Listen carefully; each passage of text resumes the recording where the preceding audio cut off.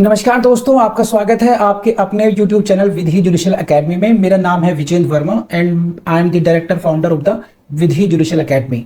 We provide coaching for the judicial services exams, and through this video we are trying to reach out to you to provide you full professional exam oriented coaching for the judicial services, and that is free of cost.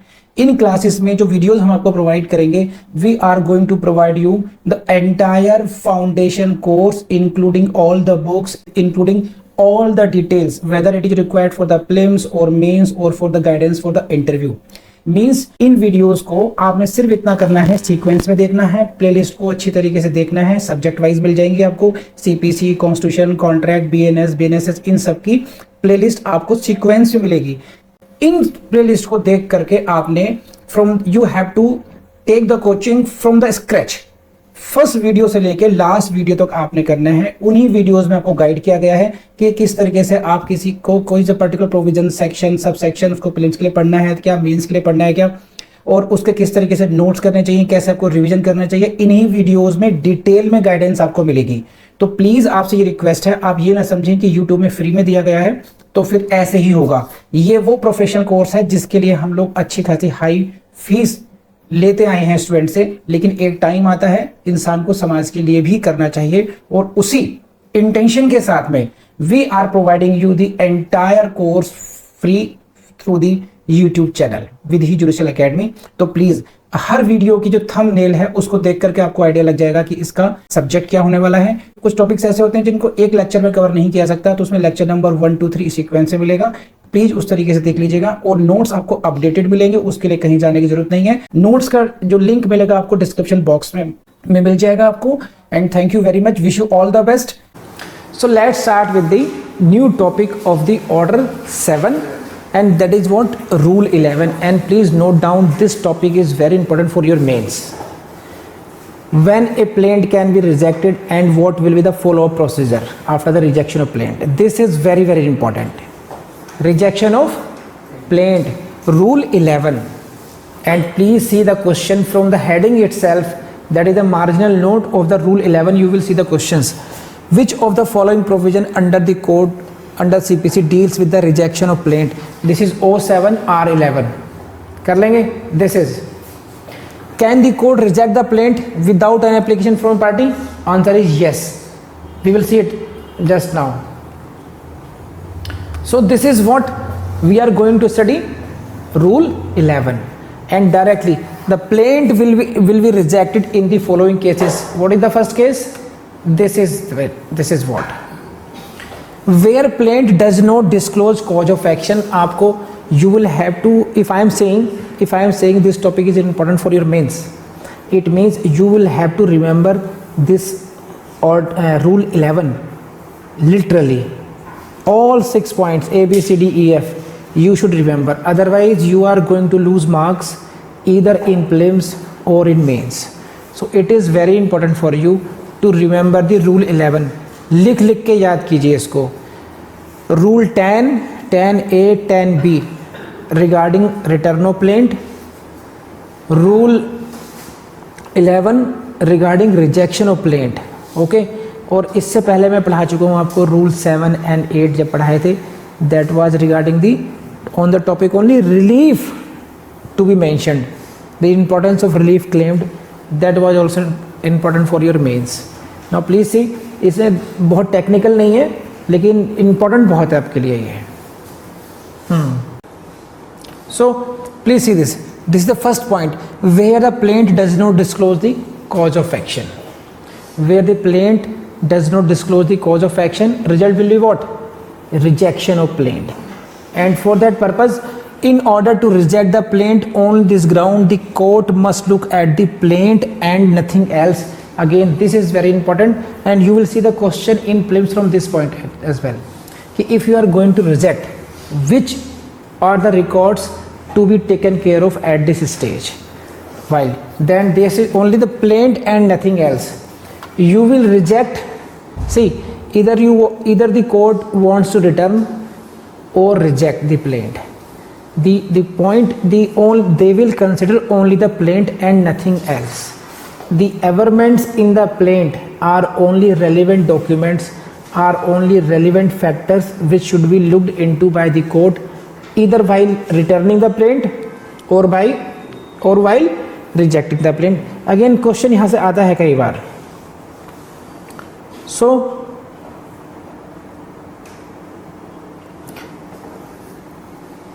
see, so when at the point of this only for the reason that the plaintiff did not, the answer क्या है ये ध्यान रखना आप लोग, इसको देखना.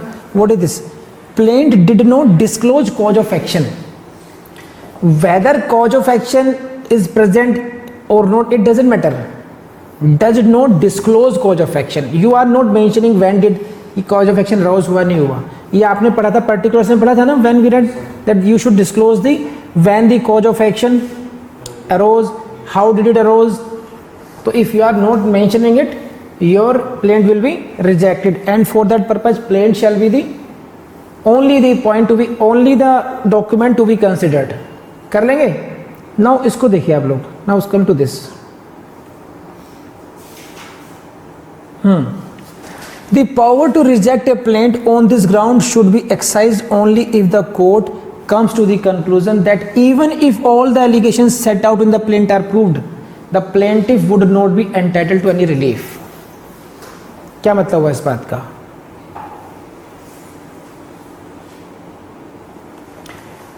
That if the court comes to the conclusion that even if all the allegations set out in the plaint are proved, जितने भी allegations आपने लगाए हैं वो सब प्रूव हो जाएं, plaintiff would not be entitled to any relief, तब भी इसको रिलीफ नहीं मिल पाएगा. In that case, your plaint shall be rejected. See, in that case, court will reject the plaint without issuing summons to the defendant. Okay नहीं? अब समझ में आई बात? तुमको नहीं पता, प्लीज रेज हैंड. हाँ है ना? नहीं तो मैं समझाता हूँ अभी. देखिए आप इसको ऐसे देखिए, पहले मैं थोड़ा सा रिवाइंड करता हूँ इसको. आपको ऐसे तैयारी करनी चाहिए इसकी. See this the topic which we are reading it what? Rule 11 relating to rejection of plaint. Now you see in the direct language there are points A, B, C, D, E, F. There are 6 points. 6 points. The plaint shall be rejected in the following cases. There are 6 cases when your plaint can be rejected, and all these 6 cases, all these six circumstances should be learned by you carefully, and you should remember it for long term perspective, because you are going to face a question in your mains exam. Now we will have to explain each and every point. Now come to the first point. First point is what? This is where the plaint does not disclose the cause of action. Now this is the first point, that if your plaint does not disclose the cause of action, your plaint shall be rejected. And now what is this? Suppose the document I am having is what? Plaint. Now as a court I will read it. I don't have any other document. At present I don't have any other document. I will have to see what is to be done here. Now suppose it, after going through the entire document, that is the plaint, if this court comes to the conclusion, that oh, this court has no jurisdiction at all, either this court is having jurisdiction, lacking jurisdiction, pecuniary, territorial or subject matter, the first thing the court will do what? That court shall return this plaint. No, this court has no jurisdiction. You take your plaint back. You got it or not? Now supposedly, now this is the case. Ki plaint has been filed and now the court has the jurisdiction as well. You got it? Now again I come to know, I read it as a judge, ki this is the plaint and these are the circumstances. That even if all the allegations set out in the plaint are proved,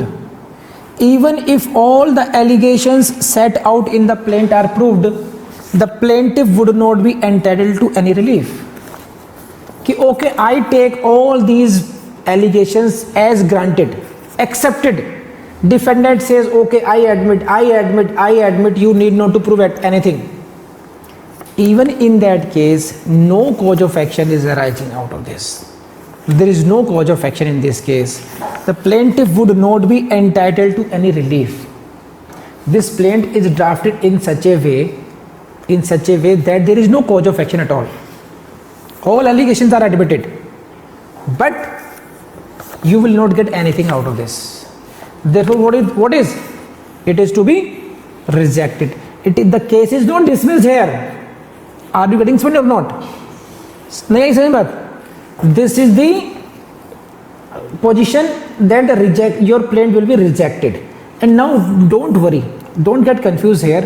Now please come to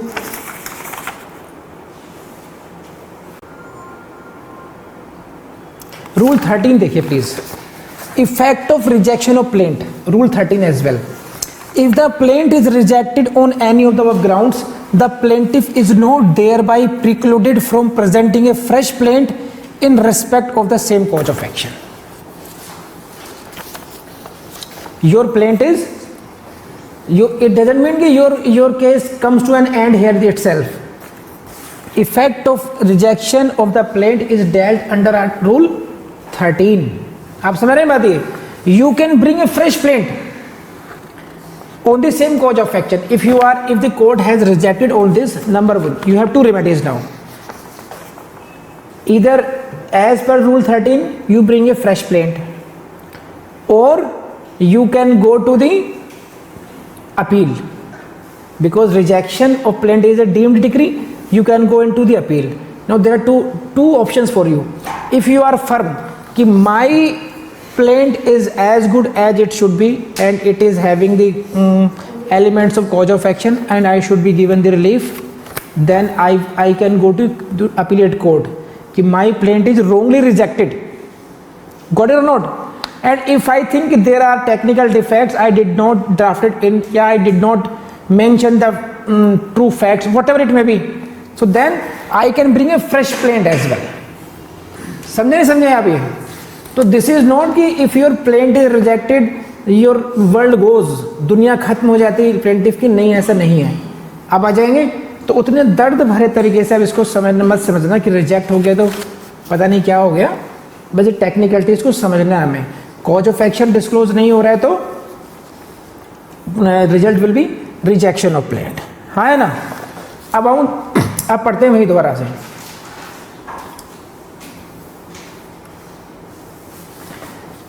In that case, the court will reject the plaint without issuing summons to the defendant. क्या मतलब इस बात का? The court will reject the plaint without issuing summons to the defendant.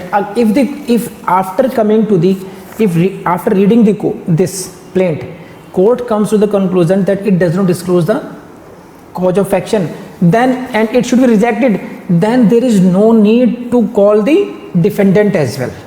In such a case, because ultimately this is the stage of even before the calling of this plaint may be rejected even after calling the defendant. हो सकता है court ने इतना दिमाग लगाया ही ना. It is not necessary कि I should. अक्सर क्या होता है प्रैक्टिकली, क्या होगा देखिए, प्रैक्टिकली कोर्ट के पास इतना टाइम नहीं है कि first of all court shell read this plaint, है ना, and then it come to decision whether it should be rejected or not. Routine plaint will be filed, process will be issued, defendant will be called. It is the defendant, he will bring all these discrepancies, you can say, or the negatives in the plaint. But technically is it possible or not? If the court comes to, if this is the position, the power to reject a plaint on this ground, on what ground? Lack of cause of action per, should be exercised only if the court comes to the conclusion that even if all the allegations set out in the plaint are proved, the plaintiff would not be entitled to any relief. If this is the position कि at all होगा ही नहीं होगा, तो in that case the court will reject the plaint without issuing summons to the defendant. Defendant को सम्मन करने की भी जरूरत नहीं है ऐसी स्थिति में. हाँ है ना? लेकिन but reading of the plaint should be meaningful and not the formal. If you are reading this plaint and on that basis you are coming to that conclusion that there should be meaningful reading, you will have to read and understand the plaint in entirety, not only one or two paragraph of this. हाँ है ना?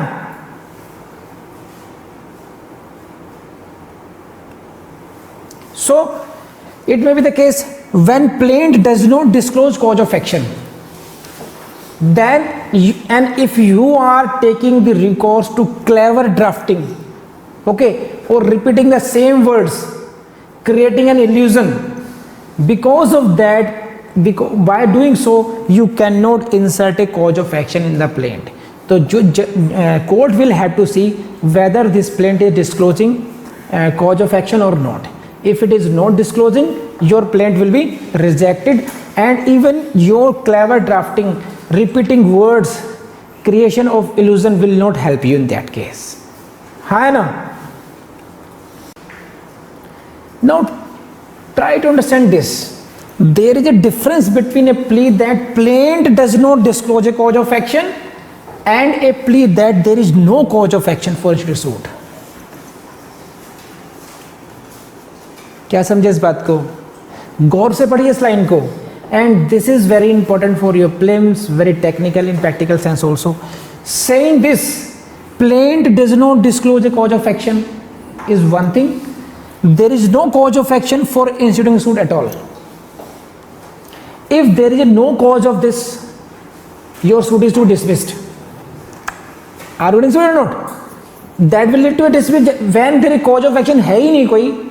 Now suppose कीजिए there is a breach of contract. I am bringing a case against you for the breach of contract, but in effect there is no cause of action at all.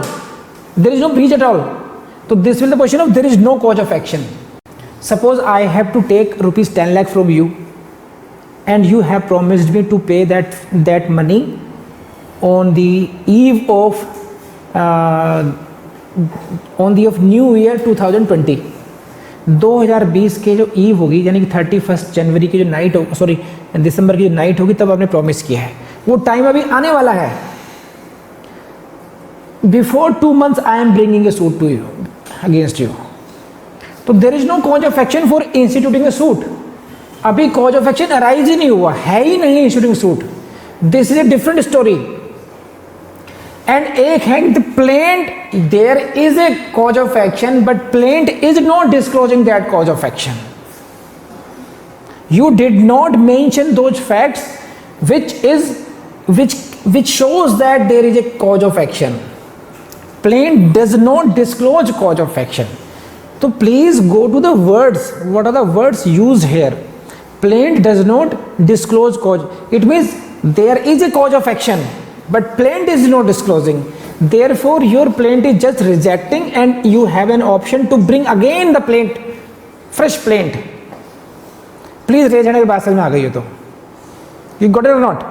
So come to next point. Now for that purpose, for determining whether plaint discloses the cause of action or not, averments in the plaint alone are relevant and material. This line we have read while discussing the returning of plaint, and again same thing is this. Why it is so? When we discuss the topic on the jurisdiction of the court, when we discuss the topic return of plaint, and when we discuss the topic of rejection of plaint, one thing is common. Now court is deciding only on the basis of the averments in the plaint alone and nothing else. Why? These are interrelated topics. Now this is the stage of the filing of plaint. Filing of plaint. Now if the court wants to decide, court intends to decide whether this court has jurisdiction or not. अगर court को यही decide करना हो कि भाई इस court को क्षेत्राधिकार है भी या नहीं है, then court will see only plaint. And if the court comes to the conclusion that it lacks jurisdiction, it can return your plaint again on the basis of the averments in the plaint. And again if the court comes to the conclusion that the plaint does not disclose cause of action, in that case again averments and the plaint are relevant and material and nothing else. So please keep in mind, and this is the question of your prelims. Don't come to me कि sir कहाँ से question आ गया. Please write P for prelims right now here itself. यहाँ से question आएंगे आपके पास ये. Now again next point is what? Plaint can be rejected as a whole and a part of it cannot be rejected. See, rejection of plaint will be done in entirety. It is not कि your first 9 paras are rejected or only para 5 is rejected, rest is admitted. No, if it is to be rejected, it can be rejected as a whole and not in part. A part of it cannot be rejected. If it does not disclose the cause of action, a part of it cannot be rejected. अगर ये बात समझ में आ गई तो please raise hand. बढ़े आगे, बहुत सिंपल सी बात है. Now you see the questions. Can the court reject a part of plaint? Answer is no. Again, this is the question.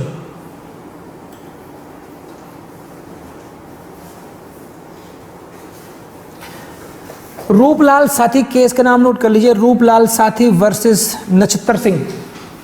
In which case Supreme Court held that it's obligatory upon the court to reject a plaint as a whole. It's obligatory upon the court to reject the plaint as a whole under 07 Rule 11A, but the rule does not justify the rejection of any particular portion of a plaint. So on this point, rejection of a particular point, rejection of a part of plaint is not permissible. In which case it was held Ruplal Sati. And again, in which of the following cases a plaint can be rejected? This is the question. In which of the following cases a plaint can be rejected? So out of 6 they can give any line or all the lines A, B, C, D, E, F. In this case where it does not disclose the cause of action, again next points are given here. So like this, whether relief claimed is undervalued. C में उन्होंने क्या दे दिया? Whether relief claimed is properly but insufficiently stamped. Answer हो जाएगा any of the above. I mean to say, what I want to show to you that question in prelims will come from these 6 lines, and if you remember these 6 lines, you will be able to write the mains answer. You will be able to solve the prelims question as well. So this is the first part of the rejection of plaint. I hope it is clear to you. Now come to the second part. बहुत detail में पढ़ाया गया है और बहुत technically पढ़ाया गया है, बहुत इंपॉर्टेंट है आपके लिए. बस आपसे यही कहूँगा कि अगर ये वीडियो आपको पसंद आए तो अपने दोस्तों से शेयर करना नहीं भूलेंगे आप लोग. लाइक भी कीजिएगा और कमेंट भी कीजिएगा.